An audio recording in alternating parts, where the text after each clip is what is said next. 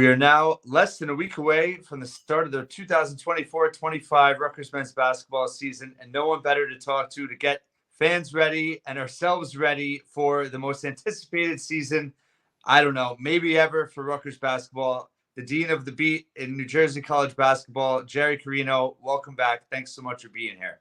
Aaron, you said maybe ever. So like in our lifetime, for sure. Yeah. I can't speak to, well, I shouldn't say lifetime. I was alive in 1976, but 3 years old, right? So I couldn't tell you what the vibe was like in the fall of 75. I would imagine there was a lot of anticipation, at that time, because everybody knew that team was going to be really good. I mean, they opened ranked really high. They finished ranked really high. Since then, in the almost 50 years since then, for sure, this is the most anticipated. You have a ranked team. You have big young stars. You have a proven coach. You have a pretty good schedule. And so, like, the stars have aligned. And we've seen what we've done so far. I'm sure for the same for you. The interest is been very high this preseason. So it all adds up to a very exciting time for all of us who cover the program. Yeah, it's been a long time coming, and obviously Steve Pikiell entering his 9th year. It's been an interesting kind of trajectory for him. Obviously, last year was a step back, and this year completely different just in terms of the way he's built the roster, starting obviously with Ace Bailey and Dylan Harper. Overall, what are your thoughts about Pikiell's tenure so far, and just in terms of how he's going to approach this season with this team? So I think he's really trying to change with the times, right? Like Steve was very much of a college model disciple. I'm going to get these under the radar freshmen and coach them up and still my principles in them over 4 years and get them to play big time defense, and everything else will take care of itself. The teamwork, the camaraderie, and the defense. And that's been his thing. Times have changed. You don't have guys for 4 years. You have to do this quicker, and the rosters are turning over a lot. So Steve has, I think he's done his best to transition to these new times. Now, nothing says transition more than 2 one-and-dones at Rutgers, right? For the first time ever, that's the case. And so he's going for it. I think he's seen the writing on the wall. He sees the sea change in college sports, and you're never too late to learn, right? And so he's learning, I think, on the fly how to do this way. And so one thing's for sure, he's got the talent where it's very tantalizing if he can make that transition. And I think a lot of what's going on this fall is just that. It started earlier in the offseason with him making good on an important promise, and that was to have his roster settled quickly.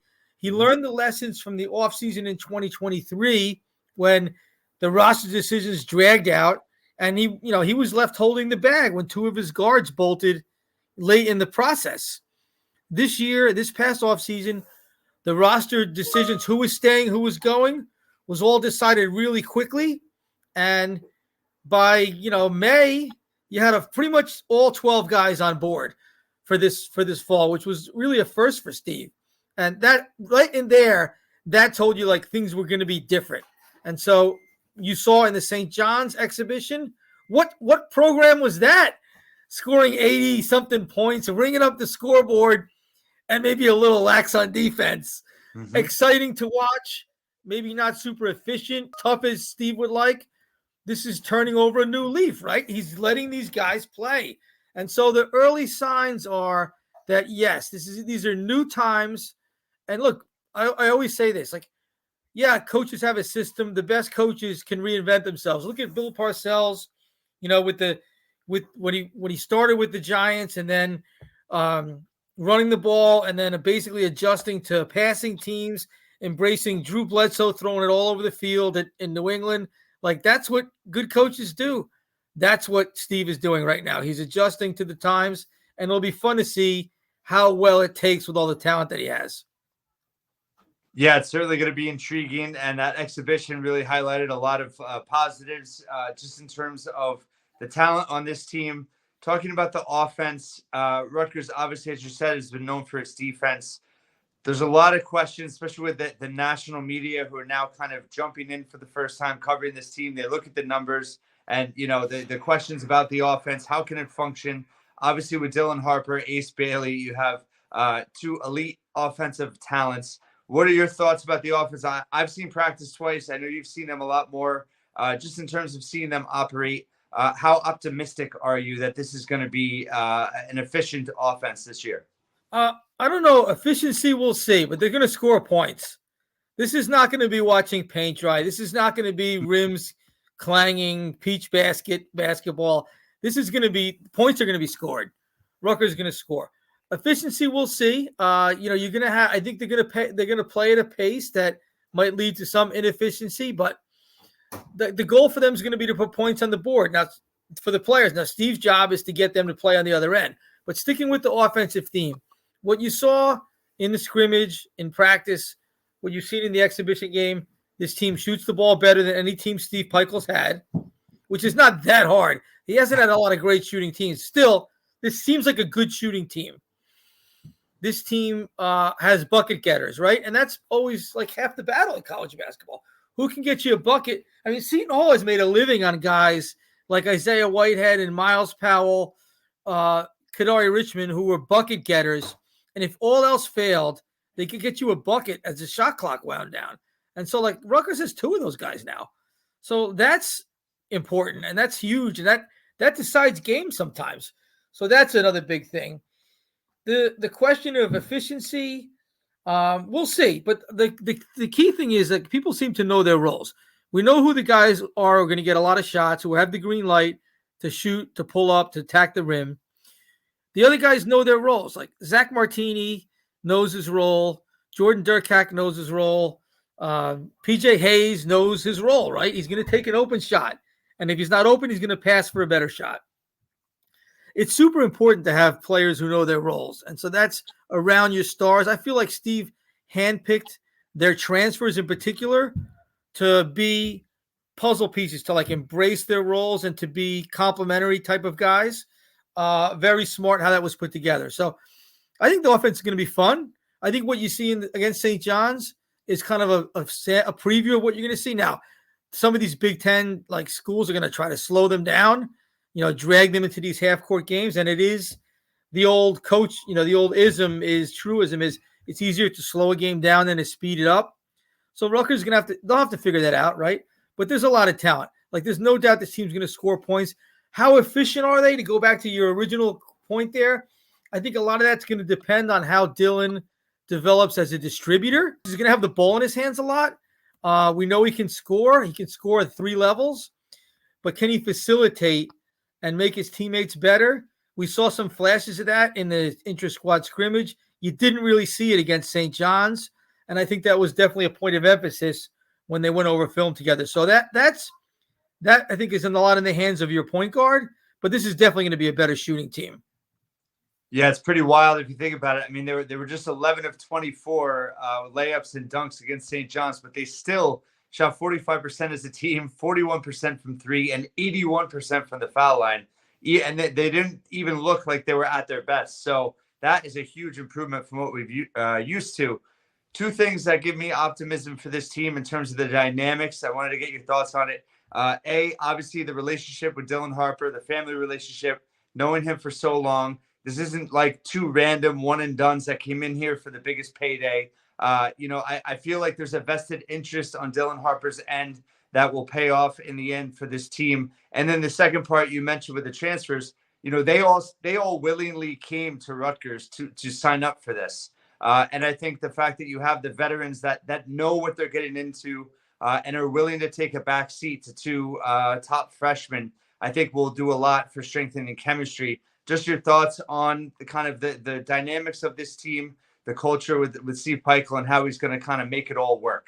Dylan's very coachable. Like that's the biggest thing, right? He's coachable. Your point guard has to be coachable, otherwise everything else is hard. So yeah, he's receptive to coaching. There's some trust there, right, with his family, with Steve. That's a huge undercurrent to all this, making it work.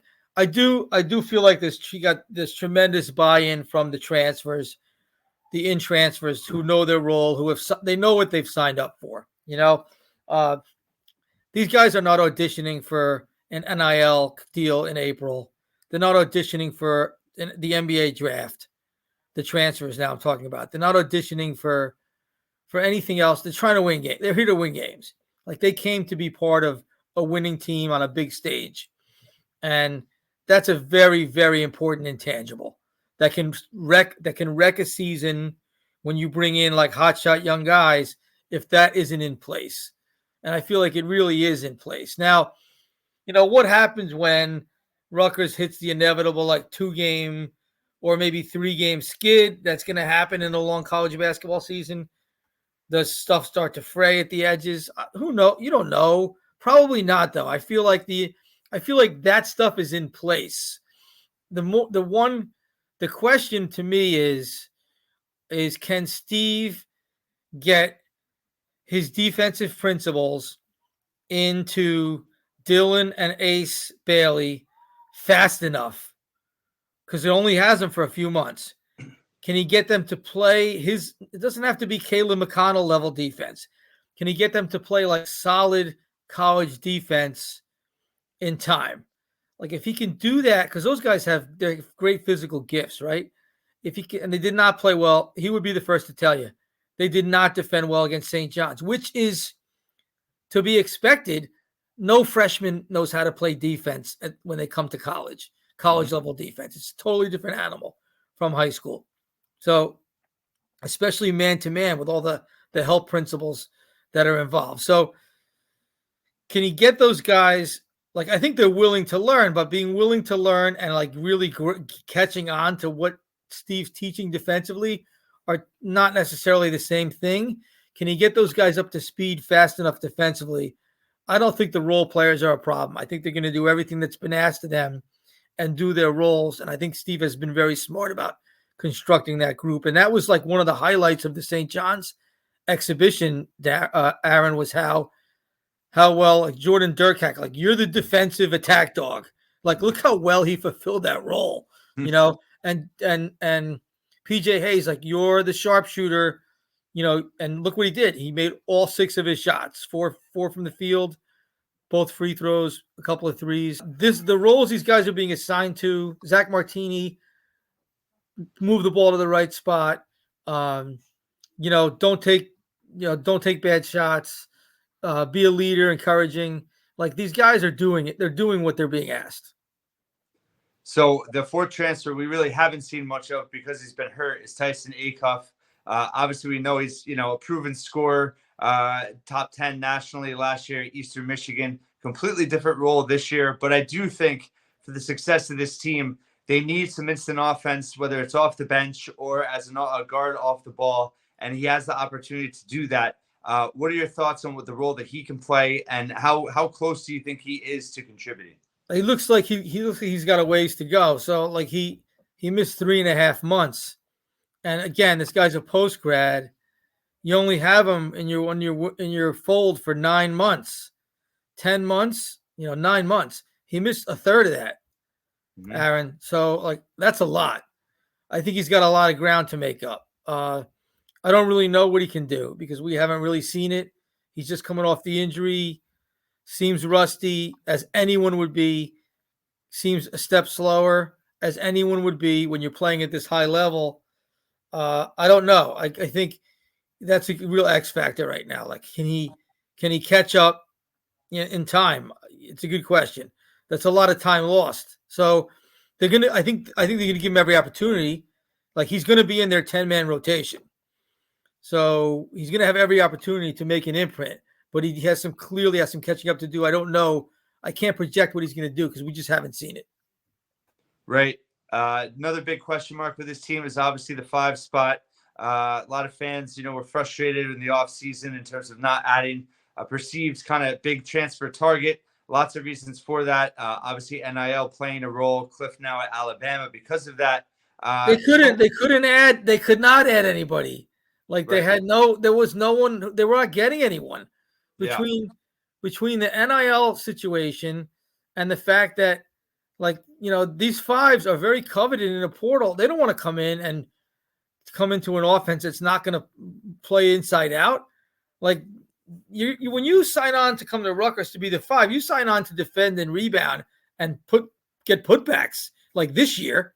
Mm-hmm. That ball's running through Ace and Dylan. It's not running through a center.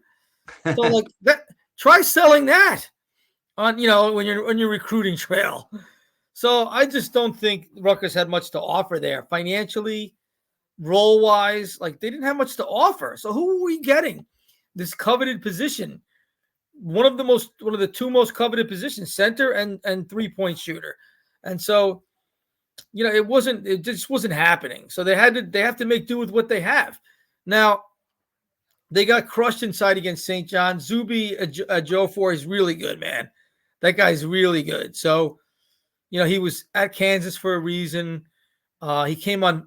I know Rutgers fans probably didn't pay much attention to this, but he came on really strong in the second half of the Big East season last year. He was Rutgers' best big man, St. John's best big man at the end of last year. So, yeah, I mean, they're not going to see a ton of guys like him. He was good. He made Rutgers centers look bad.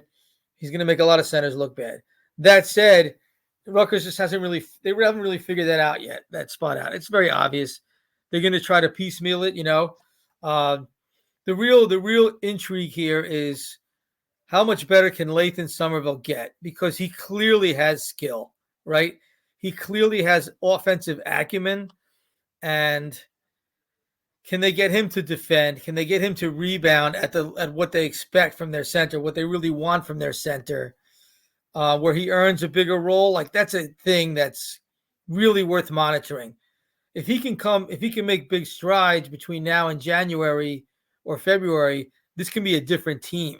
But right now, his time is going to be limited because his defense and his rebounding are limited, and so they're going to start with Emmanuel Ogboli because he's going to do those things. He's going to defend. He's going to rebound. He got beat pretty bad by Zuby in both of those. He wasn't the only one. All their centers did.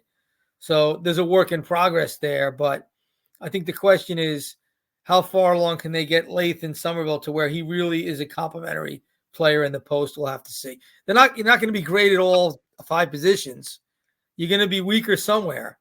But can they be like serviceable and not a place that's going to be exploited like it was in the St. John's game? We'll have to see.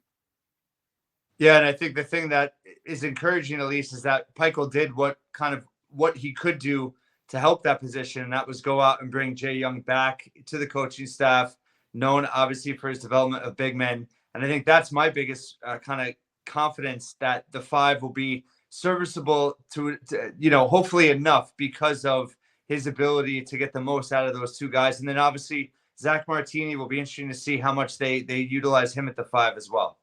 I mean, Zach's really a face-up 4 at this level. He played the 5 at Princeton because he had to. He didn't play the 5 at Princeton as a junior. But, as a senior, they had no choice. So he did it, and he did okay in the Ivy League. He's a good player. But he really, at this level, probably projects to be more of a 4. And they'll do what they have to do. Like you could see them play small with Ace Bailey under the rim on defense. Like he won't be on there on offense. But you could see them, him rim protecting. He's probably going to be their best rebounder, right? I mean, yeah. I think he's got the most upside as a rebounder on the team. He's long, he's super athletic. He had 5 rebounds against St. John's. They probably need more out of him. But they were moving him around. But yeah, you could see games where he's defending the paint and they go small. I think that's possible. So there's experimentation going on with that. That'll continue through the first few games, I think, as they warm up for that big week in Vegas. And then we'll really see. And they're going to see Cliff, right? So, and you mentioned Cliff. What you do wonder what Jay Young could have done with Cliff, right? We'll never know. We'll never know because Jay was gone the 4 years that Cliff was here. But who knows? But it'll be fascinating to watch him on the side. But for Rutgers, there's going to be experimenting going on for at least until Big Ten play starts at that position.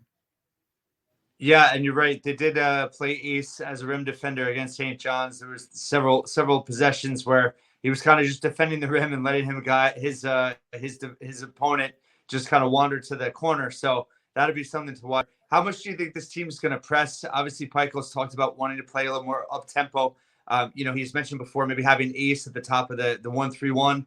It just seems like with their size, their physicality, their athleticism, it's something that they're going to want to incorporate at some point. To what degree, we don't know. They should. Yeah, they should. I mean, they're going to play 10 deep for sure.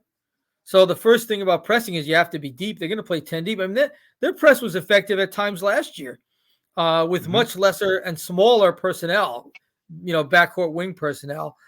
So, yeah, I think Steve really for the first time last year pressed more regularly as a regular diet, and it was somewhat successful. I mean, the defense was pretty good last year. It wasn't really the problem. So I think, sure, with these athletes, yes. And they would tell you that's what they want to do. So these guys want to play fast and they're capable of it. So you have a deep bench of guards. You have some long wings. You have Ace Bailey, this unusual long, like pogo stick type of guy. So I could totally see them pressing or 3/4 court trapping, doing something disruptive and not just sitting back and waiting in half court defense. It makes sense when you have these athletes to do that. And I think based on last year, how they had some success with lesser personnel, I foresee them doing that this year. Yes. Yeah, and I think that's going to be a key too for this team, because there's going to be nights the shot's not falling, and for them to be able to generate offense through their defense is still going to be, I think, a key for them based on past the way that Pikiell likes to play. In terms of just managing this lineup, I've talked in the past. I mean, when you had Ron, Gio, Caleb, Clifford Miles, you basically roll the ball out. Paul McKahey, he didn't have a lot of lineup in-game decisions to make. This is going to be completely different. Obviously, Ace and Dylan are going to get the bulk of the minutes in their spots, probably 30, 35 minutes a game. Everything else kind of seems up in the air. Maybe it's situational. Maybe it's based on, foul trouble, all that. How fascinating are you to watch Pikiell kind of maneuver the chess pieces in terms of, especially once we get into Big Ten play? So just to give you a microcosm of that took place in the exhibition, right? When you had Jeremiah Williams was not playing well, came out. Jordan Durkat came in and just totally disrupted St. John's on defense. And like Steve gave him the run the rest of the game, pretty much. He stayed in. Like, that's coaching. This guy, it was working. So yeah, I think there's going to be, obviously the two freshmen are going to play pretty close to max minutes. And then beyond that, it's interchangeable parts. And that's kind of what Steve wants, I think. So you're going to see, I think there's going to be a lot more flexibility. Like if a guy's having a bad game, you don't have to just ride it out and hope that he gets hot like they had the last couple of years. I also don't think anybody's going to be felt like they owed anything. Like there's going to be, none of these guys have been with Steve very long. This is not like I've had Paul for 4 years. I really don't want to yank him at point guard, even though he's struggling. This is like everybody's on the same footing here pretty much. So I don't think Steve will have a problem moving guys in and out like we saw in the exhibition if some guy's struggling and another guy's playing well. So yes, it's fascinating to see the permutations there. Now, I was surprised that he started JaMychal Davis. Not shocked that he's had a very good offseason. He does give Steve the defensive intensity that he likes. They just were smaller with him, and St. John's hurt them on the boards. They're not a good rebounding team at the moment. So I wouldn't be surprised to see them tinker with that a little bit. And it might not be Davis. Maybe it's Jeremiah Williams that comes out and somebody else goes in the lineup. But yeah, there's going to be many combinations, probably more than we've seen in Steve's tenure, which will be fun to watch. And ideally it's a fun way for him to coach. Yeah, absolutely. I'm excited to see him kind of have the shackles off, not have to, manage that type of situation in the past, like you mentioned with Mulcahy and the implications there, and now having, a lot of different options to go and playing a different style too, playing more up tempo. So kind of a reason to rotate more. Just in terms of the schedule, there's been a lot of talk about it. Obviously, Feast Week is huge opportunity for this team. But even the first couple weeks, I really like the way it's constructed. It is low major teams, but it's a lot of winning teams. It seems to have gone to the NCAA tournament. It seems to have really good coaches at that level. I guess your overall thoughts and kind of the strategy and how he constructed the schedule. Well, they first of all, I like that he's playing the local teams, right? To me, that's good. That makes a lot of sense for Jersey basketball. But beyond that, I just don't know what Rutgers got out of beating up on 300 plus teams. And they don't not doing that this year. They've largely abandoned that we're going to load up on 300 plus teams. They are playing better teams as their bye games. And so they should. This team's better. Better teams should play better teams. Like the days of them having to beat up on whoever, all these 300 plus low majors, that should be over now. Now, I realize that like margin of victory and all that stuff plays a role, unfortunately, in the metrics and whatever. But by the same token, if you beat a team like, let's just say Wagner or St. Peter's that goes on to win their league, like you get something out of that. Beyond the margin, you get something out of beating that team in terms of metrics. And I think you get a little more on the court, like an experience. So I have no problem with it. I think it's the best schedule they've had. It's well constructed. The Princeton games, the Princeton's like a high major, man. I've seen them practice. I shouldn't have to tell Rutgers fans. You saw them last year. They're really good. That's like playing a high major game. Seton Hall's a high major rival. They'll be well coached and they'll play tough coming into Piscataway. And then you have that Feast Week tournament, which I think in part of Steve Pikiell's a little bit bummed that they lost Houston. I mean, of course, it was a rematch of that epic NCAA tournament game. But beyond that, like that's a big time. That's almost to me, it was a no-lose game. Top 5 team, going to toughen you up. You have a puncher's chance against Houston. They don't ring up the scoreboard typically. So that would have been fascinating. I think part of Steve's a little disappointed that they're losing that game. They'll get an opponent that's not as good instead. We don't know who it'll be. And we'll see. And it won't be a bad team. None of those teams in that thing are bad.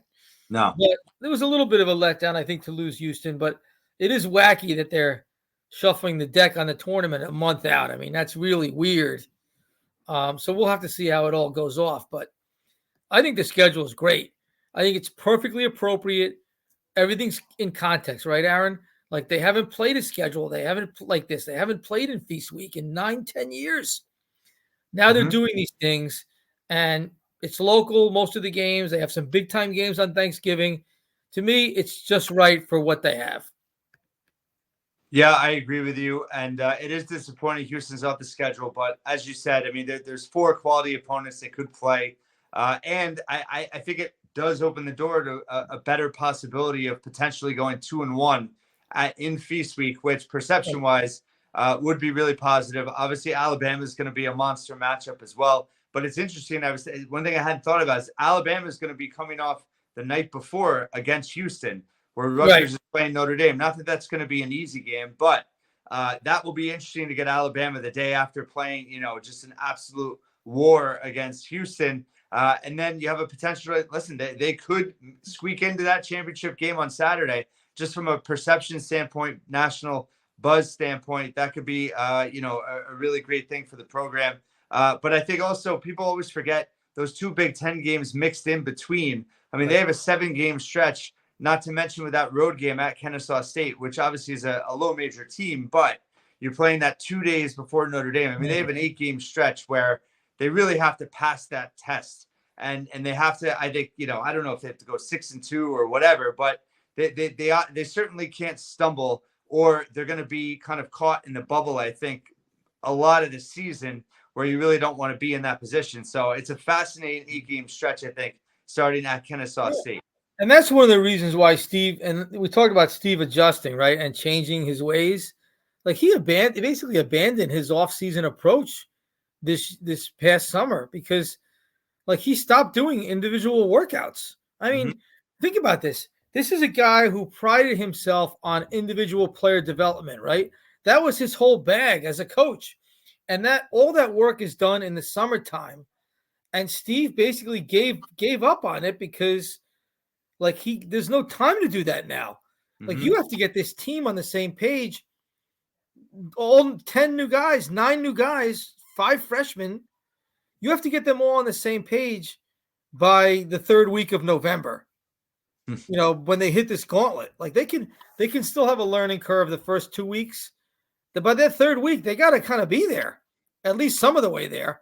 And so he gave up on individual instruction in the summer, which is kind of sad because that was his thing, but he didn't have a choice. Like he had to install defense and offense and team concepts and the plays. Like they had to teach these guys now because none of them knew it. You didn't have the whole year or two to work with these guys, or 3. You had a couple months. So totally different approach. And I think to me, with an eye toward like, I got to be ready for Feast Week. We have to be a team by Feast Week. And so that's what he's done. What I've seen so far, I think they're on the way there. Like there's some things they have to work out. I know Steve is disgusted with their defense. He's disgusted with it. He has said this in the past too, this time of year. So it's not the first time he's complained about their defense in October, but he was very upset about their defense against St. John's. And there was some major film session, for lack of a better term, like hair pulling, film sessions, when the day after and the days after that exhibition.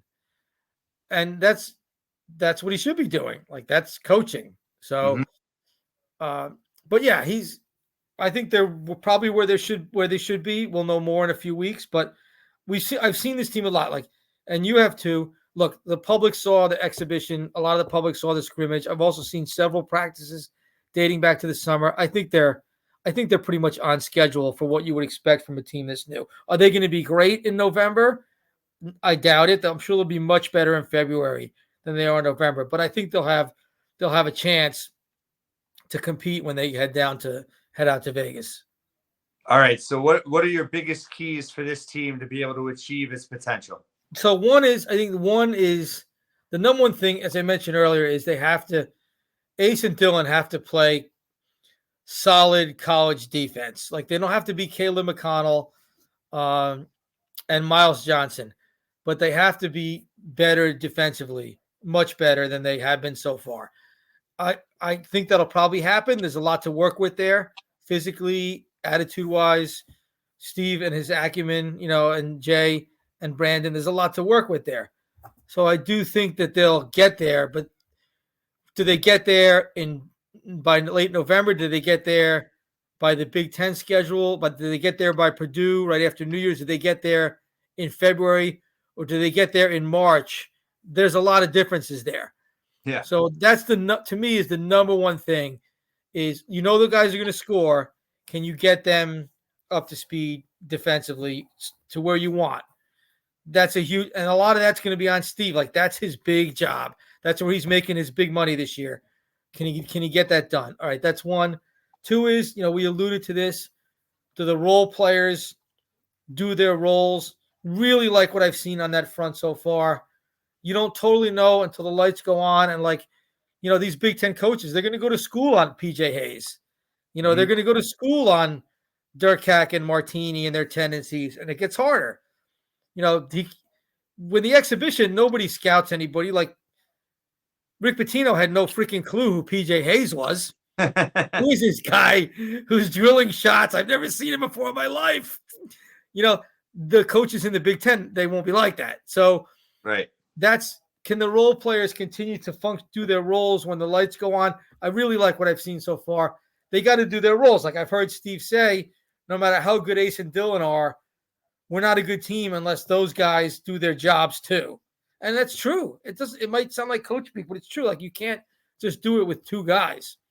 So I think that's the second thing. And the third thing is, it's in the heads of the players. Like, how do they handle all the noise? Yep. So, and it's Ace and Dylan, but it's not just Ace and Dylan. It's all the freshmen. It's the transfers who are coming from Merrimack and Princeton and Eastern Michigan and places where, San Diego, where there was no noise or very minimal noise.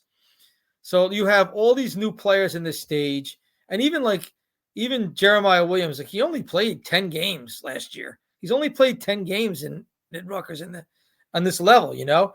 So how do they handle the noise that's going to come? Like there's going to be bumps in the road. This is basketball season. Good teams lose 8-9 games and they make Final Fours. So this happens. So how they handle the pressure, the expectations, the noise, getting opponents' best punch, which Rutgers hasn't always been in that position. They're going to get everybody's best punch this year. You know, they're on the cover of Sports Illustrated or Slam Magazine. You're going to get everybody's best punch. Yeah. Like that's a thing that is really hard to evaluate.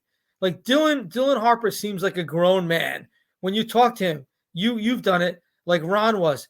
They're mature. Like you and I, Aaron, we're never anywhere near that mature at 18, 19, 20 years old. For crying out loud. Dylan is like a 45-year-old man in an 18-year-old elite athlete's body. Yep. So it seems like it bodes well. Like Zach Martini has published a book, you know, like it seems like it bodes well mentally. Like they have them, but you don't really know until the lights go on, until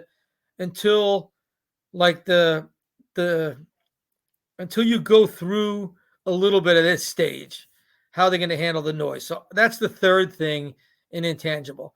Like everything right now looks good. I really like what I've seen. I think this team's going to be very good. But like, are they going to be very good as in NCAA tournament, upper 5 in the Big Ten? Or are they going to be very good, something beyond that?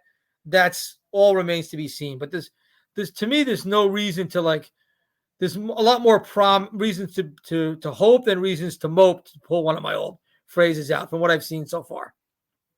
Yeah, it's a fascinating dynamic, that third one, especially that's why I do think like that 8-game stretch is so pivotal, because if you can do fairly well during that stretch, I think you avoid any bubble talk. And then if you go into Big Ten play and say you have 3 or 4 losses, you know, things that pressure starts to add up, that tension we saw, you know, even with Ron and Gio, that team, when they kind of fell behind, had those 3 bad non-conference losses. Right. They were fighting uphill all year just to get back into place to make the NCAA tournament. And by the time they got there, you know, that Notre Dame game was epic, but it was also like, you know, it took them so much energy to get to that game. They just fell short in the end. So I really think momentum for this season is critical. And like you said, developing while winning is so much different than having so many tough losses and still trying to kind of all be, you know, on the same ship moving forward. And I want to add, this is the other person I should say lump into this category is Steve, to an extent. Like he's never quite been on a stage like this either, you know, as a coach, as a head coach. So this is, you know, I think he's leaned on Jim Calhoun a little bit on how do I deal with this? Like, how do I deal with the, you know, dozen NBA GMs coming to my practices and scrimmages? Like that's, and peppering him with questions about his play, probing questions, I might add, about his players. Like that's new ground for Steve. Like, how does Steve deal with national reporters calling him up and asking, some might say demanding things like that? This is all new for him. Like no one was doing that at Rutgers before. No one did that at Stony Brook. I mean, there were games when, like, I would go to some games. There'd be like a Thanksgiving weekend game in November. This is when Pikiell was coaching, and there'd be like 3 or 4 media members there. Yeah, there was no one to ask questions after the game. Like, I'm not talking about 30 years ago. This was like 5 years ago. Right. So this is a lot of this is going to be new for Steve too. And like he has to navigate that too. So, you know, I think that's part of the intangible of how do they handle the noise, because you sign on for noise when you bring 2 McDonald's All-Americans who are going to be NBA lottery picks in June into a stage like the Big Ten in the New York metropolitan area. You sign on for noise. Like that's what you're getting. And so there's no way to say for sure how they're going to handle it, but like it seems like so far no one's lost a game yet. No one's, you know, no one's had playing time issues yet. No one's had a cold streak from the field yet. So far it seems like it's going to work. Like everybody's cool, but you don't really know until you cross the bridge. And that's something Pikiell said in his Rutgers Media Day press conference. They haven't been punched in the mouth yet. I do think this team's going to have some grit and toughness based on just their pedigrees. Last question, a little bit, just in terms of your own career. I mean, how wide open the Big Ten is this year, how widely projected Rutgers is with their ceiling and their floor, anywhere from 15th to, I think, 7th, but they're also ranked right now. How unique is this season, this team, from everything you've ever seen in college basketball and you've covered over the years? And I guess how excited are you for this, and how excited should Rutgers fans be that this is finally here? There's been so much talk, so much buildup. I can't believe it's finally here. There's never here. I mean, in New Jersey, there has never been anything like this in my 21 years covering college basketball. This is one of one. This is a totally unique situation with an unparalleled amount of hype, anticipation, excitement, and all justifiable, I think. And so, yeah, this is different. It's fun. It has the potential to be a ton of fun. And I think, to me, what makes it fun is, and one of the things we've missed over the years is that, like, you kind of miss watching guys grow and develop, right? In terms of, like, you get to know them a little bit and a lot. Like, we knew Gio and got to know Ron. This team is a much shorter term collective of guys. However, Dylan's been around. He's a Jersey guy. We know him a little bit. We got to know Zach when he was at Princeton, Jordan Durkax from Colonia. So that there's kind of a local element there that I think makes it fun also.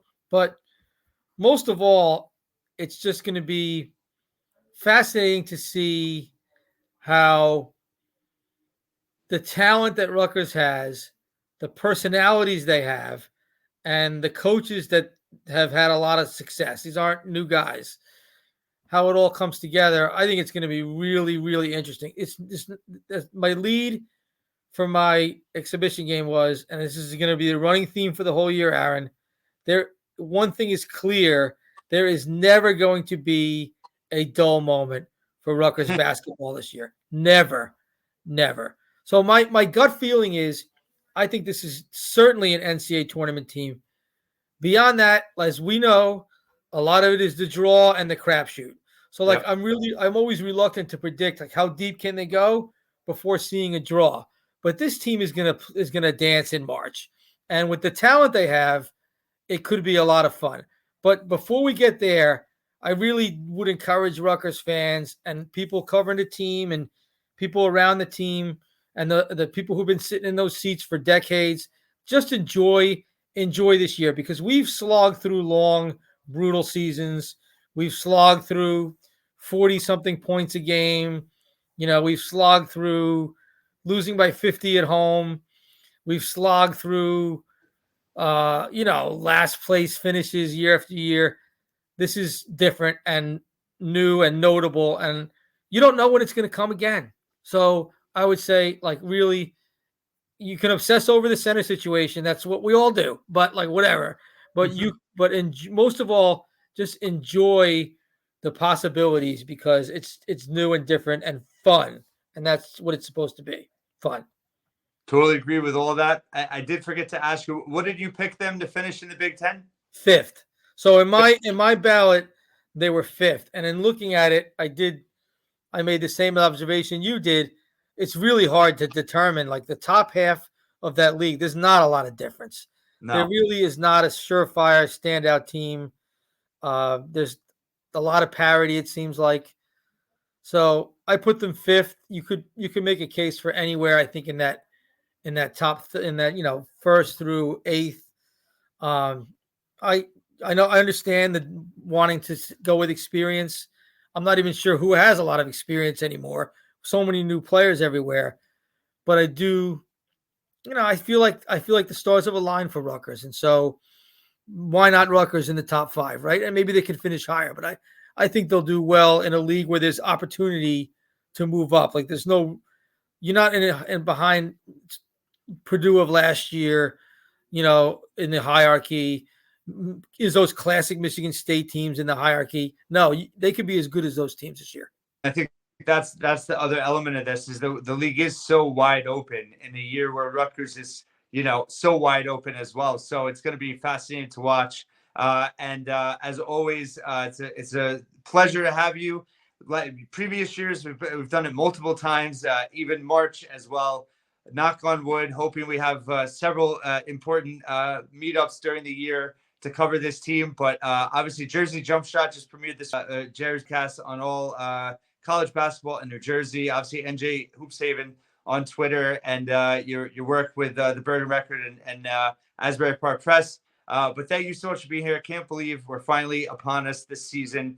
We've talked a lot, you and I, about this team, and just can't wait to see it unfold. Aaron, let's make a deal here. How about we don't wait until the end of the season before I come on again? How about we do like a mid-season thing? Definitely. Yeah, we did it once before, and then last year, obviously, it didn't. Well, there wasn't a lot to talk about last year. Let's be honest. Yeah. How about we do this again in mid-season? Maybe at least one more time mid-season, and not wait till March. Although we'll definitely do it in March. Sounds great. As All always, right. Thanks so much for being here. And here we go. Tip it off. And on Wednesday against Wagner at the Rack. And can't wait to see it. Thanks so much for listening and watching once again here at the Scarlet Faithful podcast.